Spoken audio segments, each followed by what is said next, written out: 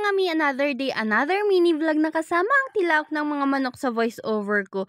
Huy, eto nga po pala mga mi, i-share ko sa inyo yung ganap everyday sa school kung paano nga ako nagtitinda, kung paano ko nga po prepare yung aking mga paninda. Pagkadating ko nga po dyan mga mi, nire-ready ko nga po yung lamesa namin, tsaka ko naman inilalabas itong aking mga paninda. Since pagkain nga po yung paninda namin mga mi, kailangan naka-gloves, naka-hair mask, naka-hairnet at naka-apron kami. O naman kasi mga mi, sa sobrang excited ko lagi nakakalimutan ko rin naman. Ang una ko nga po palang kinakap dito mga mi, itong mga mini donut. Sinusunod ko naman itong aking graham. Nilalagay ko nga rin pala ito sa cup mga mi para naman kapag ka nga andyan na yung mga estudyante is ready na nga lang din kaming magbigay, mag-abot-abot ba, gunners? Alam nyo ba mga mi na 1 graham, 1 loaf bread at 1 condensada lang ito, kaya naman sa susunod na vlog ko isi-share ko sa inyo, baka mapagkakitaan nyo rin. Perfect sa mga estudyante mga mi at talagang namang nakakabusog at mabilis din maubos sa akin. Pwesto nga na to mga mi, apat nga kami ng tita ko at kanya-kanya nga po kami ng paninda. O diba, for the go? Yung first week namin sa school mga mi, wala pang 30 minutes etong at nauubos na rin talaga agad-agad yung paninda namin. Kaya naman lagi kong tinitignan yung oras mga mi at nagpupurit, nagpapasalamat talaga ako kay Lord niyan. Nagdarasal ko nga mga minsan na araw-araw tapos hanggang matapos ang school year. O diba, makakaipon tayo neto. Kahit hindi pa nga po tayo mga mi at meron pa yung mga estudyante, inaakas ko na nga or kinukuha ko na nga itong mga basurahan mga mi na kung saan kailangan nga po namin itong gawin. Ilang nangungupahan nga mga mi, kailangan namin sundin yung utos ng may-ari. Siyempre mga mi, responsibilidad na rin namin na maging malinis ngayong kapaligiran namin dito sa school. Siglat masaya ko rin naman itong ginagawa mga mi, lalo na't nakakapaubos nga kaming lahat. Natutuwa talaga ako sa pagkilos ni Lord sa buhay namin mga mi, kasi biruin mo, wala pang 30 minutes ubos na rin talaga agad yung paninda naming lahat. Kahit papano nga mga mi, alam kong nakakatulong na ako kay Mario at mababawasan na nga rin unti-unti yung mga bayarin namin. At dalangin ko talaga araw-araw mga mi na sana ganito nga po yung kitaan para naman nang sa ganun makapag-ipon nga rin kami. Kako nga po kay Lord mga mi, tumubo lang ako ng 200 to 300 sa recess mga mi, ay masayang-masaya na din talaga ako. Super blessed talaga ako sa opportunity na to mga mi, dahil nakakasama ko pa nga yung anak ko. Kaya naman papurit pa sa salamat lang talaga mga mi, at pinapahalagan ko talaga itong kakayahan ko na to. Sipag, tiyaga, determinasyon at pananalangin lang talaga mga mi, araw-araw makakasurvive tayo sa buhay. Hindi talaga madaling kumita ng pera mga mi, pero kapag ka nga minamahal mo yung trabaho mo ay nagiging magaan nga talaga ang lahat. Ipong kapag ka nga masaya kang ginagawa ito mga mi, sumasang-ayon sa'yo ang panahon, ganon. Kaya para sa akin mga mi, ano man ang opportunity na dumating sa inyo, as long as masaya nga kayo nagagawin yun, ay nako, grab ng grab. Malay mo mga mi, yan na pala yung matagal mo nang pinapanalangin, kailangan mo lang talagang kumilos, ganon. Yun lang po for today's video mga mi, sipag at tiyaga lang talaga sa buhay. At nang gawain mo, ipaubayan mo lang kay Lord mga mi, sa kanya wala talagang imposible. Kung saan mga mi, maniwala ka na mas better yung plano niya sa plano mo. Oo, yun lang po for today's video. Salamat sa inyong panonood mga mi.